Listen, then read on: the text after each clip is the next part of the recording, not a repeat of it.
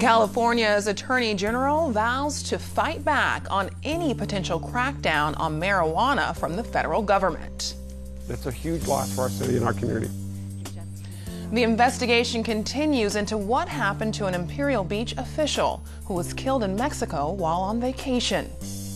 I'm past patiently waiting, I'm passionately smashing every expectation, every action. And San Diego is not throwing away its shot because Hamilton is here.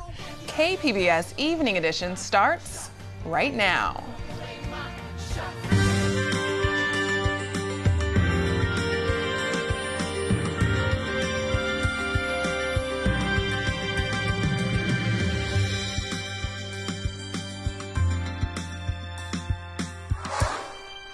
Good evening and thanks for joining us. I'm Ebony Monet. California's Attorney General says the state will fight to keep marijuana from being recriminalized. Just days after legal sales began in San Diego and elsewhere, the Department of Justice says it will no longer follow an Obama-era guidance for leniency. Marijuana is still illegal at the federal level, despite more than 20 states allowing it in some form.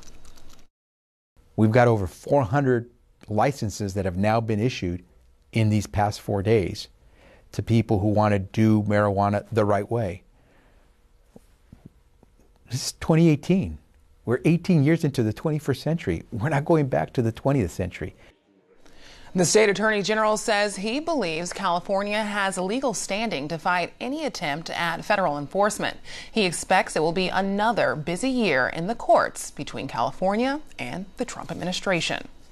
A new poll finds that 6 out of 10 people in the U.S. think pot should be legal. The Pew Research survey shows about a 4% increase from a year ago, and it's in line with the steady increase in support for marijuana legalization over the past 10 years. Support was the highest among millennials at 70%.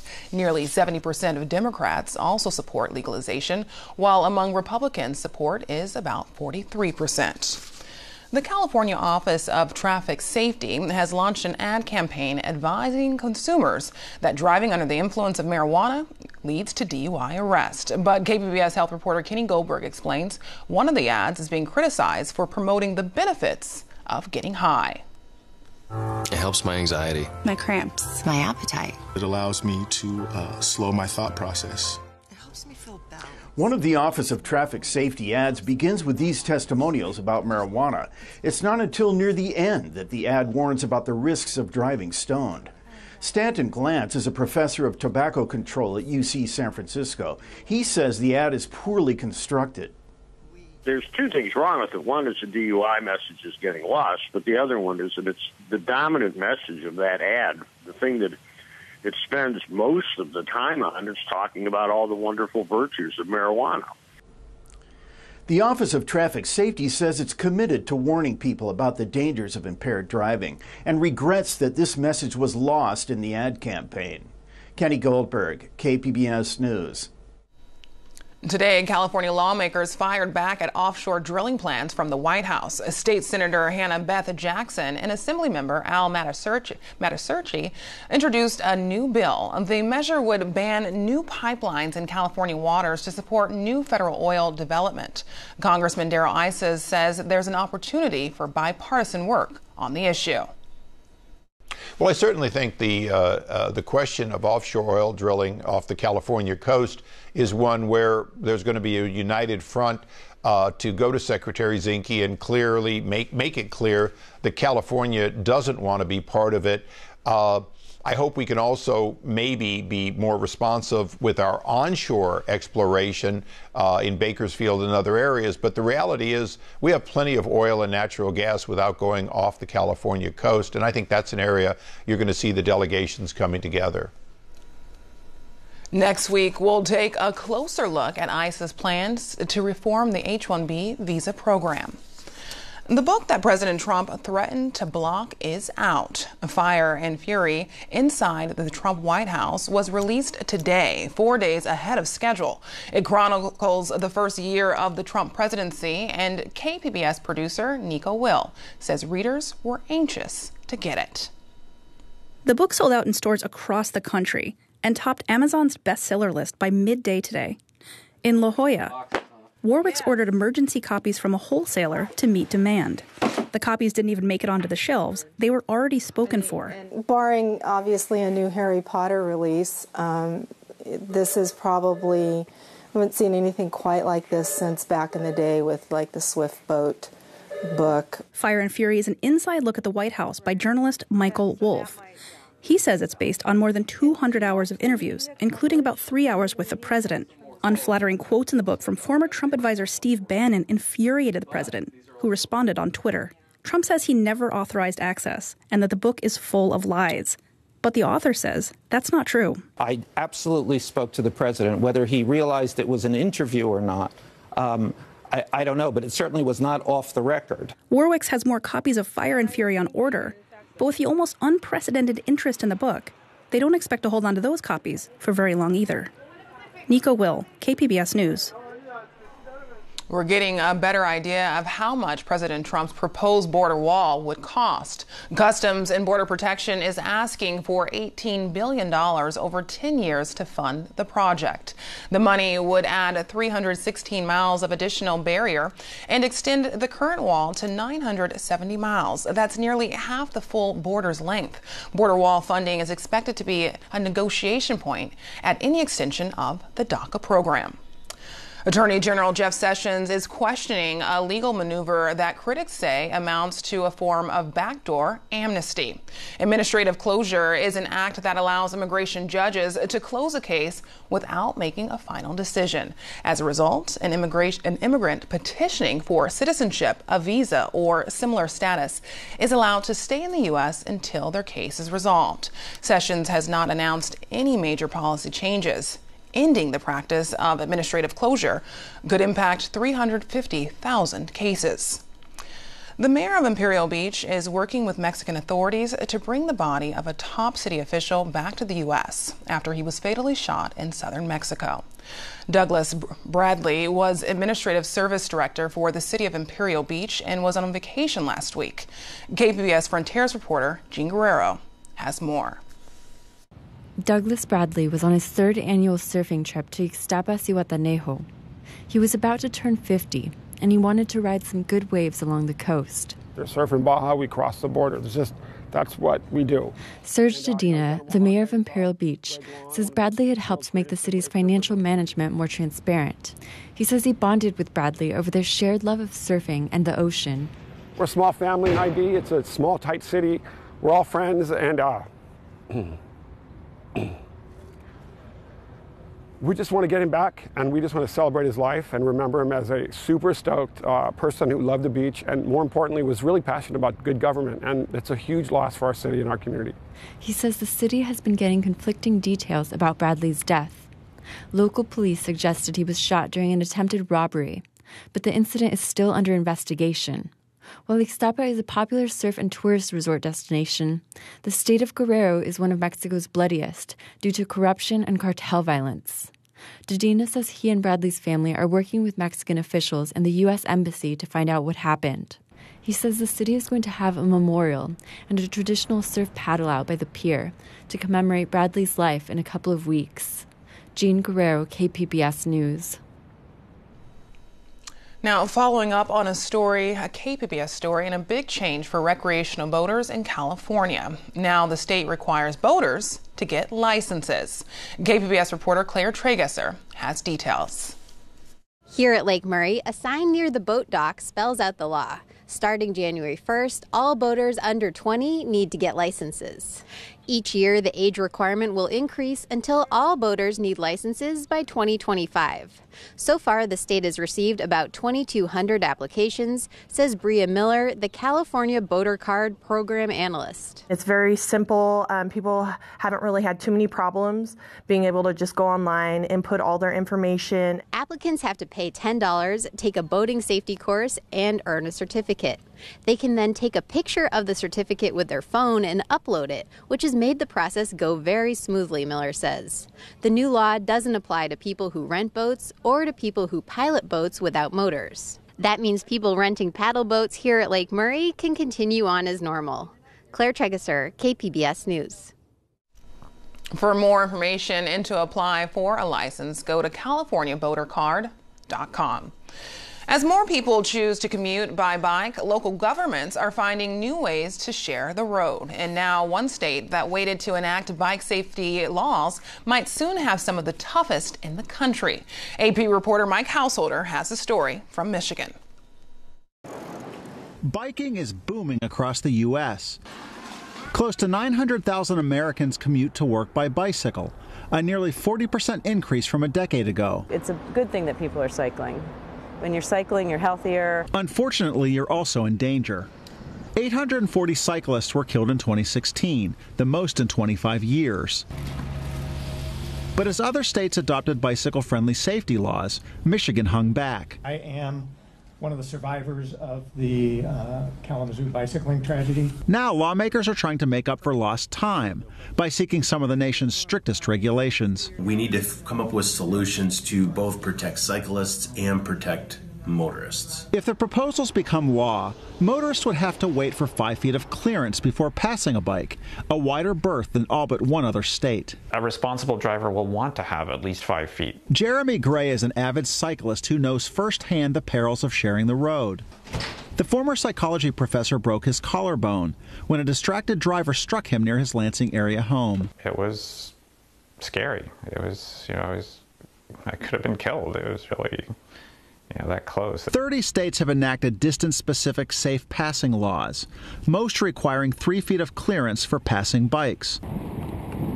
In North Carolina, it's 2 feet. We just want the rules to dictate good behavior so that everybody's safe. Cyclists welcome the state-mandated help in staying safe on the road.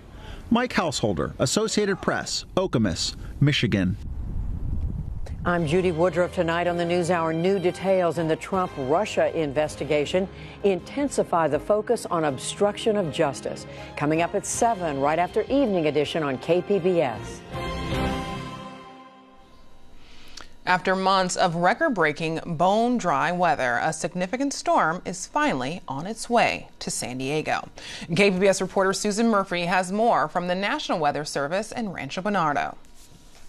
San Diego's rainfall is nearly 3.5 inches below normal. The coming rain is good news for our exceptionally dry canyons and hillsides, but it might be short-lived. If you go back and look at historical records, we've never seen a year like this. For months, a stubborn ridge of high pressure, almost like an invisible wall or dome, has anchored over San Diego County, blocking any potential storms until now. Luckily, we do have this one storm breaking through the ridge to give us some rainfall. Meteorologist Dan Gregoria with the National Weather Service says the approaching storm system from the Pacific could deliver a substantial punch starting Monday night. We're expecting San Diego anywhere from 1/2 to 1 inch, possibly locally higher. Flooding and erosion are possible, especially in recent burn areas from the lilac fire.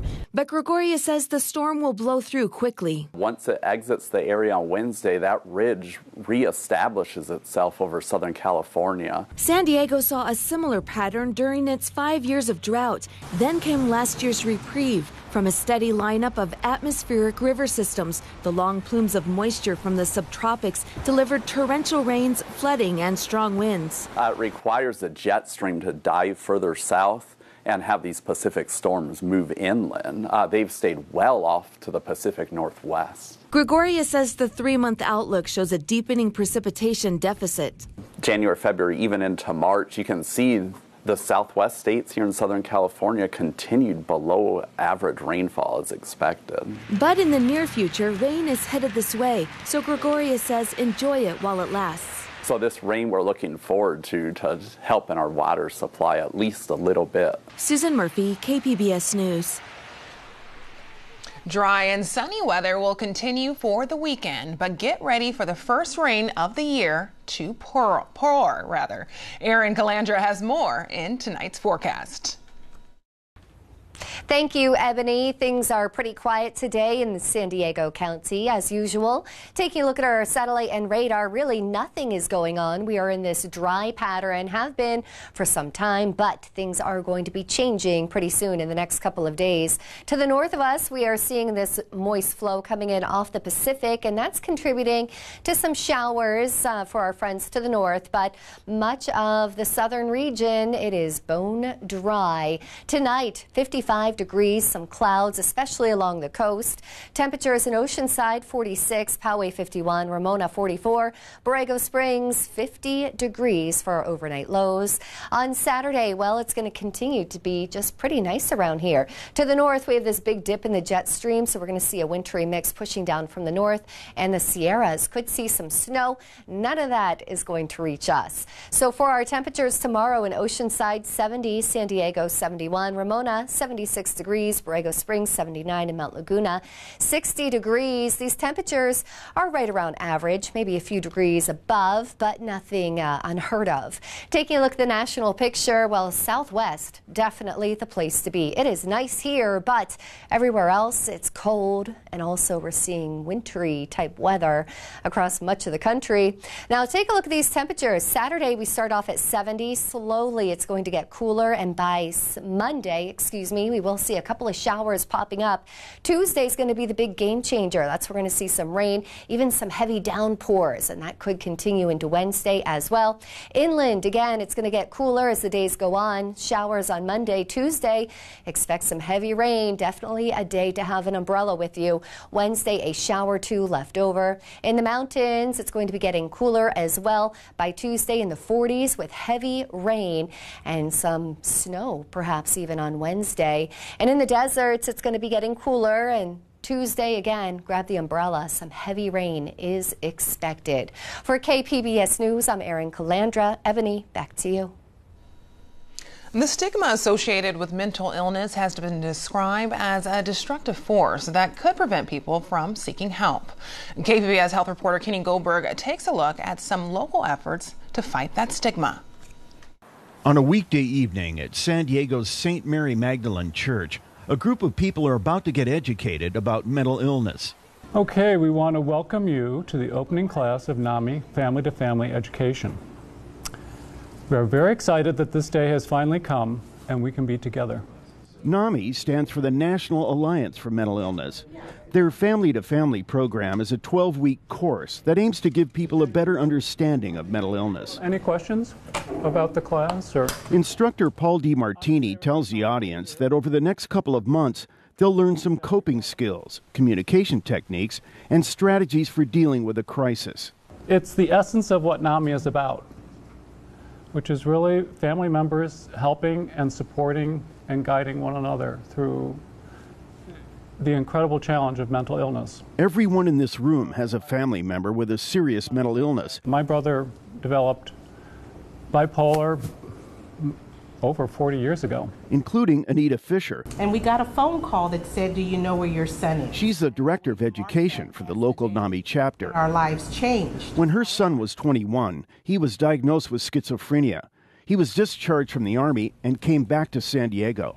And then I didn't want to tell anyone. So we had our own sort of self-stigma because it was this mental illness, okay? We knew it fell under that category of mental illness, and that's not something that you talk about a lot. Fisher and her husband didn't know what to do. But when their son became homeless and started to self-medicate with drugs and alcohol, Fisher knew that they had to do something. She heard about NAMI and decided to give them a call. I thought they were going to say, "Oh my goodness, I've never heard that before in my life," but they didn't. They said, "I understand. I've had some of that in my own life." Fisher and her husband took the Family to Family course. It made them realize that mental illness affects tens of millions of families, and it helped them get over their own biases about their son's condition. It shouldn't keep you from treating me like anyone else. As it turns out, NAMI isn't the only organization that's trying to fight the stigma against mental illness. When it comes to mental illness, stereotypes end when you get to know the person. The San Diego County Health and Human Services Agency has an active anti-stigma campaign called It's Up to Us. It's up to us to change our own perceptions, and it starts when you read up at uptosd.org. And Cal State San Marcos is trying to do its part. The school is engaged in a year-long effort to destigmatize mental illness. On Halloween, the campus hosted a mental health fair. The event featured booths staffed by mental health providers and an exhibit by British artist Toby Allen. Each of Allen's colorful illustrations depict a mental health condition as a grotesque monster. Sophomore Melissa Munoz said she gets it. To show how all these disorders, they can be very dangerous or malevolent, or they can even be seen as monsters to other people that destroy other human beings. Becky Kalika is with the campus chapter of a national group called Active Minds. The group encourages students to talk about mental health challenges. I've experienced anger and anxiety, but I never knew how to talk about it. It's quite like feeling like you're screaming on the inside, but no one can hear you. And you shouldn't be screaming on the inside. You should be talking about it out loud. Cheryl Berry, the school's mental health educator, has spent years fighting the stigma against mental illness. She tells students when someone breaks their arm, they don't try to take care of it on their own. They see a doctor. And at the same time, we should feel that we can address our emotional and mental health issues by going to see a therapist or a counselor or a psychologist or a psychiatrist. We use that group wisdom model. Anita Fisher believes education is the key to ending stigma. She feels so strongly about it that she left her career as a banking executive to work for NAMI. And it's going to be very helpful to you. Fisher says we need to normalize mental illness and stop blaming people who need help. My son didn't go out and catch mental illness. He didn't know that this was coming, and we didn't know that this was coming, and somehow, we've been treated as though it's his fault. Kenny Goldberg, KPBS News. Marijuana goes mainstream. We look at the first week of legal pot sales in San Diego. Uncertain times for downtown's Horton Plaza and the big stories to watch in 2018. Join us for the KPBS Roundtable tonight at 8:30.